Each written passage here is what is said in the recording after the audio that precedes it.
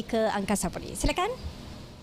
Terima kasih Hana Adlin Nasution Ahmad. Ilmu falak ataupun ilmu astronomi berasaskan Islam pastinya adalah untuk memudahkan urusan kiblat dan juga penetapan waktu solat serta perkara-perkara lain yang berkaitan tentang syariat Islam. Jadi kita akan terus saja bersama dengan Syafiqah untuk bercakap berkenaan tentang sumbangan asas rahmah ataupun sara. Jadi bersama dengan Syafiqah pada ketika ini, silakan. Terima kasih Ismail. Okey, kita nak berbicara mengenai sumbangan asas rahmah ini, tapi sedikit mengenai sara ini. Sumbangan asas rahmah merupakan sumbangan tambahan kepada penerima sumbangan tunai rahmah berstatus miskin dan miskin tegar. Jadi siapakah yang layak sebenarnya untuk menerima sara? Yang ada 3 kategori. Yang pertama, warga negara Malaysia. Kedua, lulus sumbangan tunai rahmah STR 2024 bagi kategori isi rumah, bujang dan warga emas tiada pasangan, dan tersenarai daripada penerima miskin tegar atau miskin kasih. Jadi adakah anda perlu memohon sara ini? Jawapannya tidak perlu memohon kerana kelayakan sara adalah secara automatik berdasarkan data miskin tegar dan miskin kasih sehingga 31 Oktober 2023 yang berstatus lulus STR 2024 sahaja. Okey, jadi untuk kita bicara lebih lanjut mengenai sumbangan asas rahmah ini, saya bersama dengan tetamu dalam talian Profesor Madya Dr. Nur Adili Rizwan Shah Muhammad Dali, penganalisis ekonomi Fakulti Ekonomi dan Muamalat Universiti Sains Islam Malaysia USIM. Assalamualaikum, selamat pagi. Waalaikumsalam. Apa khabar Syafiqah? Selamat pagi. Sihat Alhamdulillah. Doktor sihat ya? Alhamdulillah sihat. Alhamdulillah. Okey, bila kita bicara mengenai sara ini, bagaimana doktor melihat sebenarnya sumbangan ini merupakan satu lagi usaha dan juga menunjukkan komitmen kerajaan bagi membantu mereka yang terdapat ataupun tergolong dalam kumpulan miskin dan juga miskin tegar ini, doktor? Saya rasa ia satu program yang baik, yang maksudnya kita dalam kehidupan kita ni ada 3 benda yang utamalah yang dari segi ekonomi, iaitu kita perlu memenuhi keperluan asas, dan keduanya kita ada kehendak, dan ketiga kita ada keinginan kepada barang-barang mewah. Okay, itu dari segi teori ekonomi ni kan. So dari segi daruriyat, hajiat dan tahsiniat. Okay, itu dari segi kita sebagai seorang pengguna lah. Tapi kalau kita lihat dari konteks kerajaan juga, okay, kerajaan perlu untuk melunaskan juga daruriyat, hajiat dan juga tahsiniat. Dia kalau membuat satu perancangan tu perlu melihat daripada konteks ini. Jadi dalam kita melihat apa yang komitmen yang hendak dilaksanakan oleh kerajaan ini ialah untuk memastikan bahawa golongan miskin tegar ni dapat memenuhi keperluan asas, iaitu daruriyat.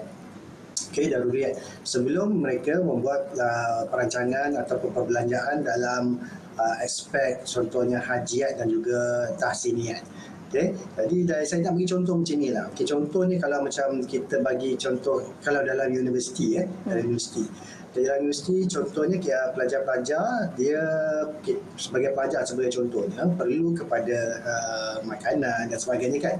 Okay. Tapi kalau universiti tersebut sebagai contohnya tidak melihat kepada keperluan asas itu makanannya, pelajarnya lapar, tapi dia universiti itu membelanjakan duit untuk mencantikkan taman bunga dia, jadi itu dah tahsiniat. Jadi kat sini maksudnya keperluan daruriyat tu tak dipenuhi. Jadi kalau bila tak dipenuhi, orang contoh kita pergi belajar tapi masih lagi perut kosong, jadi tak boleh nak fokus belajar kan. Jadi sama dalam konteks ni kalau maksudnya kalau kerajaan maksudnya perlu memastikan bahawa rakyat perutnya penuh lah, maksudnya dia boleh meneruskan kelangsungan hidup begitu. Kalau kita lihat kepada baru-baru ini kenyataan yang dikeluarkan oleh Menteri Ekonomi Rafizi Ramli, di mana paras hutang negara dijangka berkurangan menjelang 2028 dengan pengukuhan fiskal berterusan. Jadi sasaran defisit pada tahun 2024 ialah sebanyak 4.3% yang dijangka boleh dicapai susulan penyasaran semula subsidi seperti contoh sara lah yang kita bicarakan hari ini. Jadi bagaimana doktor boleh kongsikan bersama dengan para penonton korelasi di antara penyusunan semula subsidi bersasar ini dengan juga defisit ini? Okey, kalau korelasi ini satu terma yang agak tinggi lah. Maksudnya korelasi ini adalah hubungan hubungan di antara dua dua pun boleh ubah, dua data lah kan. Tapi buat masa ni korelasi saya tak boleh nak cerita tentang dari segi statistiknya sebab ianya belum berlaku dan juga ianya baru. Tapi dari segi teorinya, maksudnya kalau kita dapat mengurangkan, bagaimanakah caranya kita nak mengurangkan defisit tersebut. Saya nak bagi analogi begini. Secara kita sebagai pengguna, kalau kita sebagai rakyat, sebagai contohnya, kalau kita ada pendapatan dan juga kita ada perbelanjaan kan.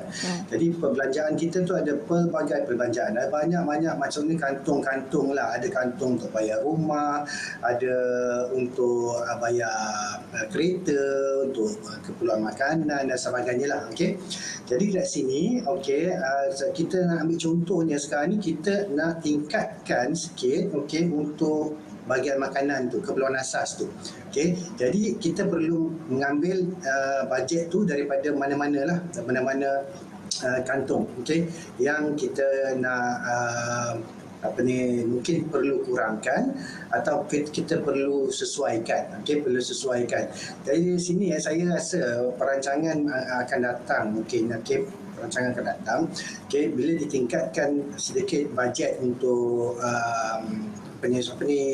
SARA ni, mungkin akan dikurangkan sikit subsidi yang lain. Mungkin saya tak ada nak boleh tengok apa yang berlaku pada waktu akan datang. Tapi mungkin akan dikurangkan subsidi yang lain, yang mana subsidi yang mungkin kita kepada semua orang akan ditarik kepada hanya golongan miskin tegar ini saja. Tapi dalam 700 juta je lah, tak banyak lah berbanding dengan subsidi yang perlu dibayar. Jadi kalau kita nak bajet yang targetnya 4.3% tu, kita perlu mengurangkan perbelanjaan. Sebab apa? Bila defisit tu bermaksud kita belanja lebih daripada pendapatan kita. So maksudnya kalau contohnya gaji kita 3,000 tapi kita belanja 3,500. So maksudnya 500 defisit tu. So bagaimana kita nak kurangkan? Jadi sekarang ni kita target untuk defisit, maksudnya kita kurangkan daripada 500 defisit kepada 300 defisit. Begitulah macam tu. Masih lagi kita berbicara mengenai subsidi bersasar ini. Bagaimana sebenarnya doktor melihat dengan adanya sistem padu yang diperkenalkan baru-baru ini boleh lagi sebenarnya membantu dan juga ianya tepat pada waktunya dikenalkan sistem padu ini sebenarnya untuk memberikan subsidi itu lebih adil dan juga tepat kepada kumpulan sasar? Kalau melihat daripada contohnya macam SARA ni kan, dan juga sistem padu tu, dia memang sesuai sangatlah sebab memang subsidi itu hendak disasarkan kepada yang betul-betul memerlukan kan. Jadi tapi dalam konteks ni, macam contohnya kalau golongan M40 dan juga T20 ni, dia rasa macam mana, apakah dia punya manfaat yang akan mereka dapat apabila mereka nak mendaftar dalam sistem padu ni. Jadi maksudnya kita dari segi satu konteks untuk golongan B40 miskin tegar ni, memang mereka sangat-sangat sesuai untuk mereka yang akan mendapat manfaat yang secara langsung lah apabila mereka mendaftar. Tetapi golongan M40 dengan juga T20 ni, yang ni yang perlu diterangkan oleh kerajaan bagaimana mereka boleh mendapat manfaat apabila mereka mendaftar dan juga memberikan ngisi maklumat-maklumat yang diperlukan untuk sistem padu ni. Jadi kita tengok dia dah start daripada Januari. So bulan pertama ni saya sarankan untuk ditekankan, diberikan kempen kepada golongan B40. Bulan Februari nanti mungkin boleh berikan kempen kepada golongan M40 dan juga bulan Mac, nanti akhir bulan Mac kan, kepada golongan T20. Jadi sebab kempen yang bertujuan kepada golongan tertentu ni sangat-sangat pentinglah supaya mereka dapat berpartisipasi di dalam sistem padu. Jadi dalam hemat doktor sendiri, apa sebenarnya bentuk bantuan yang dirasakan wajar untuk diberikan kepada kelas pertengahan, khususnya mereka yang berada di kawasan bandar, kerana miskin bandar ini sebenarnya cukup kritikal dan kita pun rasa kesian juga sebab mereka terasa macam saya pula yang terpinggir, sebab walaupun gaji mereka tinggi tetapi dengan kos sara hidup di bandar ini yang terlalu tinggi, mungkin mereka juga sama taraf je dengan mereka yang berada miskin dan juga miskin tegar di luar bandar. Dia ada yang contohnya golongan M40 yang rasakan yang mereka pun sebenarnya agak tertekan juga kan. Sesak nafas. Tak boleh bernafas. Sebab contohnya kan mungkin dia mempunyai anak yang ramai kan. Okay, walaupun gajinya tinggi tapi duduk di kawasan bandar dan mempunyai anak yang ramai, dan kadang-kadang tu memang anak-anaknya sebabkan mungkin sebagai contohnya bukan saja M40 tapi T20 juga Okay, anak ramai dan mereka tidak mempunyai beasiswa. Anak-anak semua tak ada beasiswa dan sebagainya, semua perlu ditanggung sendiri dan sebagainya kan. Jadi ada keperluan kepada mereka ni juga untuk diberikan bantuan. Jadi sebab tu saya maksudnya walaupun sistem padu tu nampak macam untuk golongan miskin tegar atau B40 ataupun yang golongan miskin, tapi sebenarnya golongan M40 yang T20 ini juga perlu juga untuk meletakkan mengisi data-data tu supaya dapat dilihat dari segi konteks data tu. Kita boleh buat analisa, bukan maksud saya lah, maksudnya boleh dibuat analisa tentang siapakah yang sepatutnya boleh dibantu dari segi, sebagai contohnya pendidikan lah kalau anak 4-5 orang semuanya masuk universiti itu maksudnya pening kepala juga kan, walaupun dia punya pendapatan yang tinggi tapi pembelajaran anak tu untuk pergi universiti, untuk dia belanja sekolah, belanja di universiti dan sebagainya, itu memberikan satu tekanan juga kepada golongan M40 dan juga golongan T20. Sewa rumah pun mahal, beli pun mahal. Segala-galanya mahal. Memang agak sesak nafas jugalah kalau tinggal di bandar. Okey, kalau kita lihat kepada intervensi yang dilakukan oleh pihak kerajaan sekarang ini, ianya bersifat jangka masa yang pendek tetapi amat wajar dilakukan kerana dengan situasi rakyat sekarang ini. Tapi bergerak ke hadapan, apa lagi di antara langkah-langkah yang perlu dilakukan oleh pihak kerajaan untuk mengurangkan lagi beban kos sara hidup rakyat? Okey, dari segi pendekatan jangka pendek memang perlu dilakukan sebab contohnya orang nak makan, orang nak perlukan kepada keperluan asas saja, itu memang perlu dilaksanakan. Ini memang wajiblah maksudnya buat. Tapi dari segi jangka panjang ini mungkin kerajaan tidak boleh berterusan untuk buat macam ni, buat bantu macam ni. Sebab bila terpaksa buat macam ni je, maksudnya defisitnya akan berterusan. Maksudnya defisitnya akan berterusan.